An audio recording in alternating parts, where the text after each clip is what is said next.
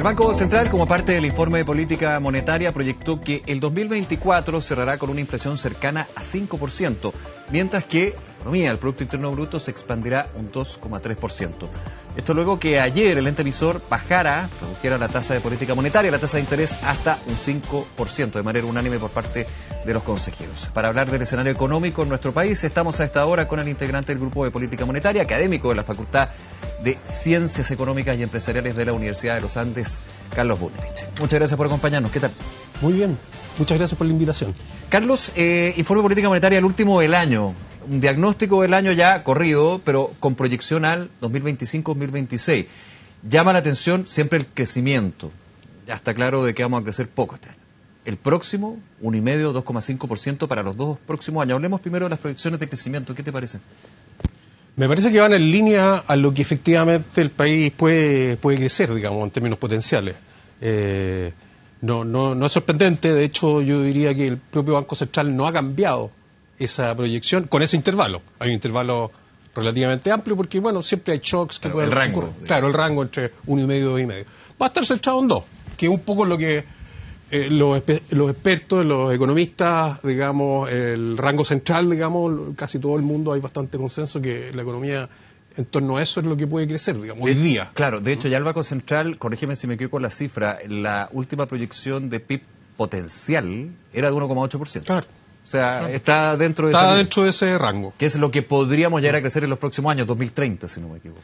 Claro, esas proyecciones, bueno, suponen también que no pase nada de aquí a 2030. No hay grandes reformas, ni hay grandes big bangs, digamos, en la economía que hagan que efectivamente ese producto potencial se acelere, ¿verdad?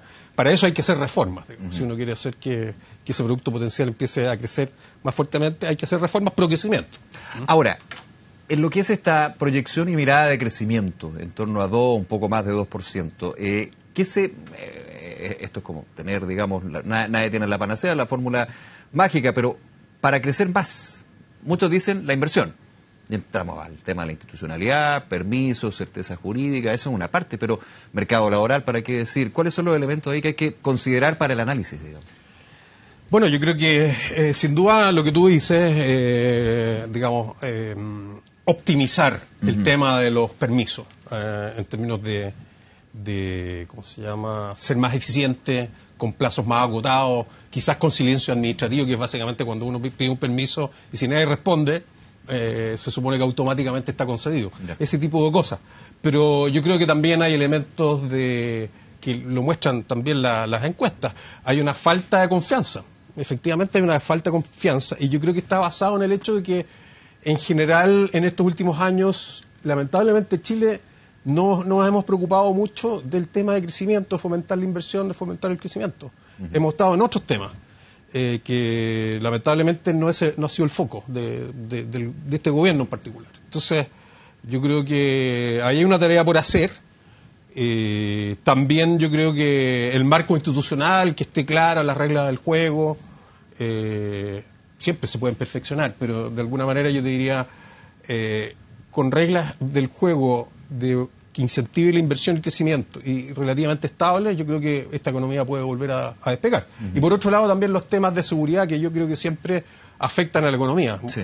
Entonces, de ese punto de vista también yo creo que hay algo que avanzar, ¿no? En forma más fuerte, más significativa. ¿El tema impositivo, la discusión con respecto a impuestos? Mira, yo creo que es bueno bajar la tasa de impuestos corporativos del 27 al 25. A mí me gustaría que fuese algo más sustantivo. Se habla de la petición, digamos, de 23 por parte del empresariado. Claro.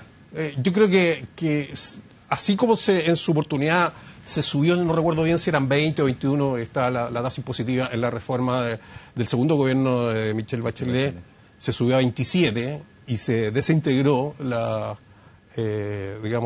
tributación entre la empresa y las personas, se desintegró, antes estaba integrado ese sistema. Eso fue, yo creo, un tremendo desincentivo a la inversión.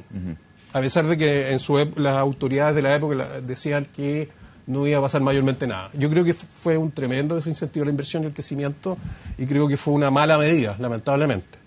Yo creo que hay que tratar de avanzar hacia bajar esa tasa impositiva del impuesto corporativo y también volver o reintentar volver a la reintegración entre el impuesto personal y el impuesto corporativo, que hoy día no funciona así.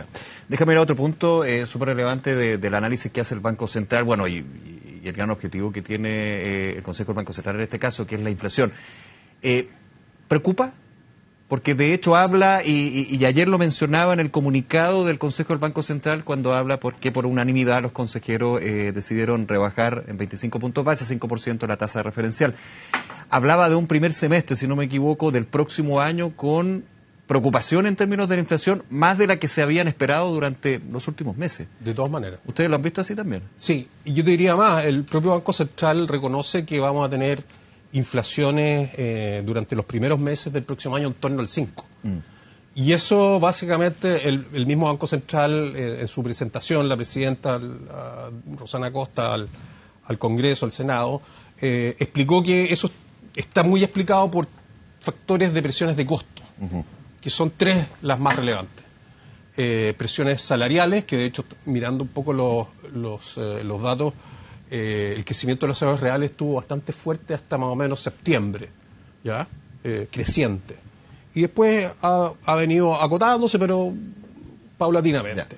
Después, por otro lado, el tipo de cambio en el último tiempo también hemos tenido depreciaciones, digamos, mirando los datos de antes de ayer, digamos, de un 13% en un año. ¿Ah? Eso ha sido también un factor global que el propio Banco Central lo explica en su informe. Que eso se te escapa, digamos, sí, de las manos acá, digamos. Sí, hay una parte, hay una parte interna, yo diría, pero la mayor parte es la depreciación del dólar a nivel internacional. Es decir, la apreciación. Sí. Y por otro lado están las tarifas eléctricas, ¿ah? Que viene un último ajuste ahora en enero, ¿ah? Esa combinación simultánea de presiones de costo claramente han incidido en esta inflación más rebelde que hemos visto en los últimos meses.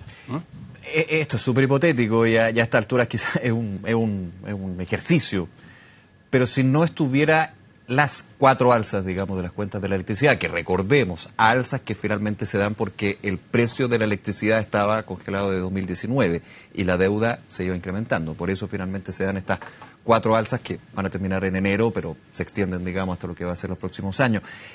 ¿Podríamos haber tenido una situación inflacionaria dentro de más, está controlada, pero más baja, más sana? De todas maneras. Porque, o sea, tiene un peso importante lo que son las cuentas de la electricidad. Sí. Lo que ocurre, yo diría, y está claro, el Banco Central ha sido muy efectivo en moderar la demanda agregada, que es muy importante, digamos, al final, en su efecto sobre la inflación, en definitiva. La demanda agregada está creciendo bastante acotadamente, el consumo, de hecho el propio Banco Central estima que este año el consumo privado va a crecer un 1,1%. La formación bruta de capital va a caer. La inversión. La inversión, 1,5%. Entonces la demanda agregada, yo diría, está súper bien controlada, o está bastante controlada. Lo que hemos tenido malas noticias es por el lado de los costos. Y los costos al final, muchos de ellos, sobre todo si se superponen estas alzas de costos por los 3 factores que te mencioné, es mucho más difícil no traspasarlo, porque son 3 impactos distintos que vienen en la función de producción o lo que producen los empresarios, digamos, cuando finalmente tienen que vender sus productos. Claro. Entonces es muy difícil no traspasarlo. Ahora, hay que reconocer que claro, si no estuviera el efecto de la electricidad, hubiéramos tenido mejores noticias, sin duda, en el tema de la inflación. Pero están los otros 2 factores de costo también presentes. Te lo digo como economía ficción, porque finalmente eso está, digamos. Así es. Sí. Ahora, en ese punto, sigo con el tema de la inflación, lo que ha sido la política monetaria del Banco Central, que tuvo que el Consejo, desde hace un buen tiempo, no tan lejano, ser muy agresivo en términos de aumentar la tasa de interés, desacoplándose de otros bancos centrales, como por ejemplo la Reserva Federal. La Reserva Federal ya este año empezó a nuevamente subir las tasas, los tipos de interés en este caso. ¿Cómo se ve el efecto hoy en esto, en lo que es finalmente la gran herramienta que tiene el Banco Central, que es a través de la TPM, de alguna manera mantener a raya lo que le... Mira, hay que recordar que la inflación en su peor momento llegó si no recuerdo mal, al 14,1%. 14,1%, sí. Eso, y estamos hablando de un 5. Claro, un poquito menos, 4,8. 4,8. No. 4,8 final, porque hoy día es un poquito, a noviembre es inferior, pero se estima, el propio Banco Central estima que vamos a cerrar a 4,8. Sí.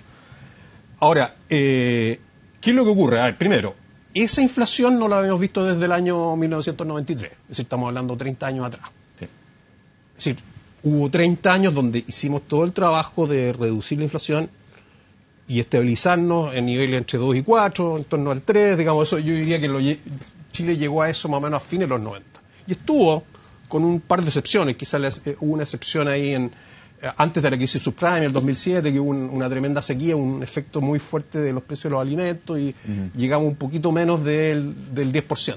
Pero este ha sido el episodio con mayor inflación de los últimos 30 años, de mayor pic de la inflación. Sí. Ahora, de que la pandemia tuvo importancia significativa, sin duda, que el